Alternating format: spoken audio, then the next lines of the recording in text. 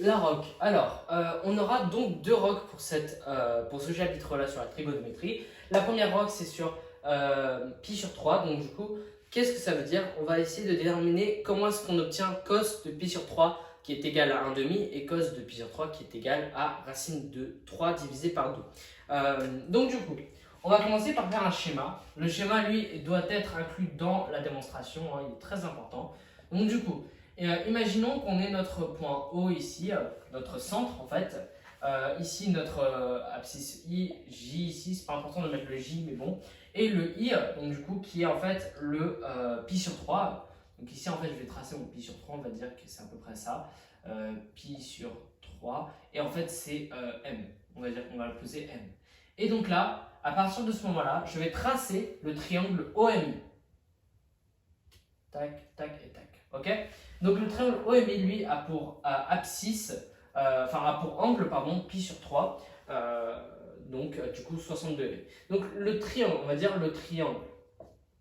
On va commencer par prouver qu'en fait, le triangle, lui, d'abord, est isocèle. Et puis après, à partir de ça, on va prouver qu'il est équilatéral. Donc, le triangle OMI est isocèle en O, car, ou alors on le met entre parenthèses, OI est égal à OM, qui lui est égal à 1. Bah oui, parce qu'en fait, tous les points en fait, sont de rayon OM, sera toujours, peu importe là où on le déplace, si on déplace M sur le cercle, il sera toujours égal à 1, parce qu'en fait, c'est toujours un rayon. Donc du coup, voilà, OI est égal à OM, qui est égal donc à 1. Et du coup, l'angle, ici cet angle-là, MOI, est égal à 60 degrés. Pourquoi? Parce qu'en fait, 60 degrés, quand on fait pi sur 3, on le convertit en degrés, ça me donne 60 degrés. Donc du coup, la somme... Ah oui, pardon, j'ai oublié de la rajouter. Donc du coup, si le triangle est isocèle en haut, ça veut dire que du coup, on aura donc OM et OI. Oula, pardon, j'ai oublié ce que je voulais dire.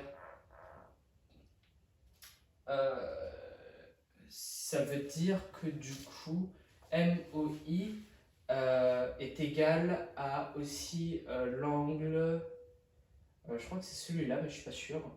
Bon, en tout cas, c'est pas très grave. Donc ici, 60 degrés, 60 degrés, tac, tac. Donc la somme des angles du triangle vaut 180 degrés. Donc, le triangle est équilatéral. Le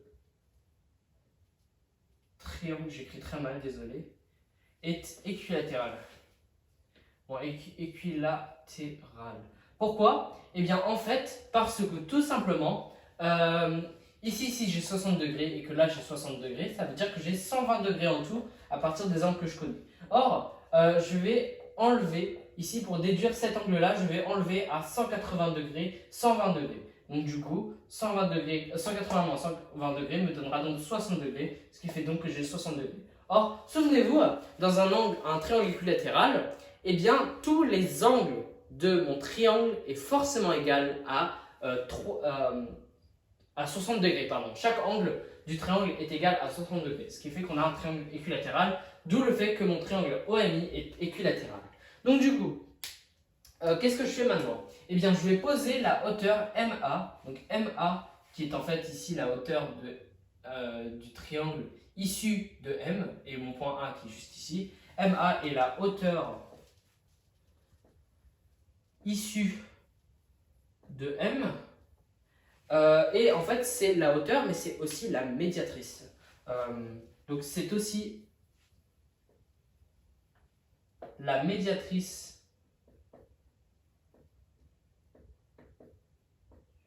de OI, du segment OI. Et donc, du coup, donc A, pardon, est le milieu de OI. D'où le fait que, comme c'est le milieu de OI, on aura donc OA qui est égal à AI, pardon, pas OI, AI, et donc ici qui est égal à 1 demi. Pourquoi? Parce que quand on a un milieu et que là, souvenez-vous que OI est égal à 1 divisé par 2, ça fait 1 demi, donc 0,5.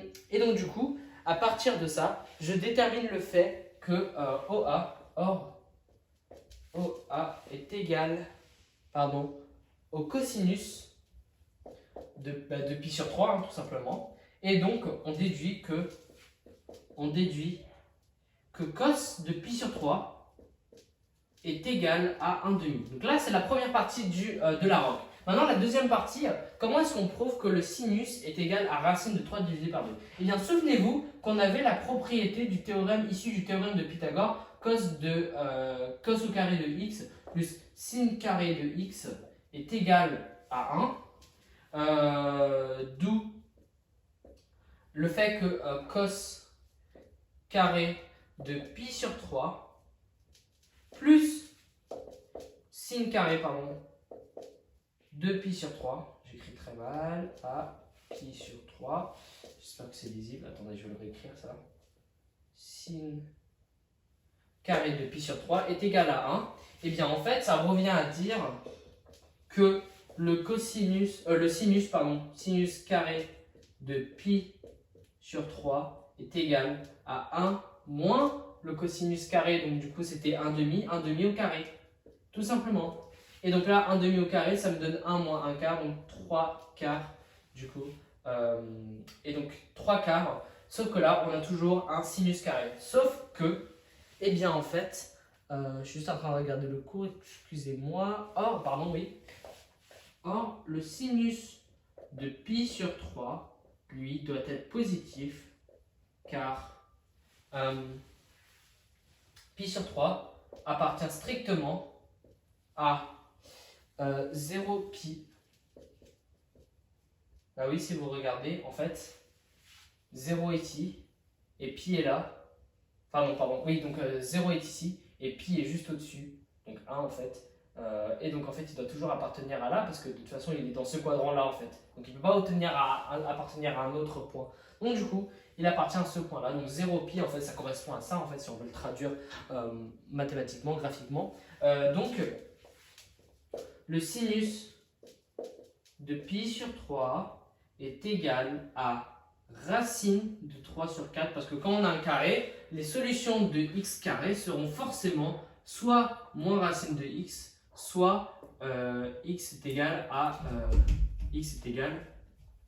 racine de x. C'est ça les solutions. Et donc là, du coup, comme je ne peux pas avoir de nombre négatif, je vais forcément choisir la solution qui est positive. Donc, racine de 3 divisé par 4. Et quand on simplifie, on aura racine de 3 divisé par 2, car racine de 4 est égale à 2, tout simplement. Donc, du coup, je viens de prouver ici que mon sinus de pi sur 3 est égal à racine de 3 divisé par 2. Donc, CQFD, si vous voulez.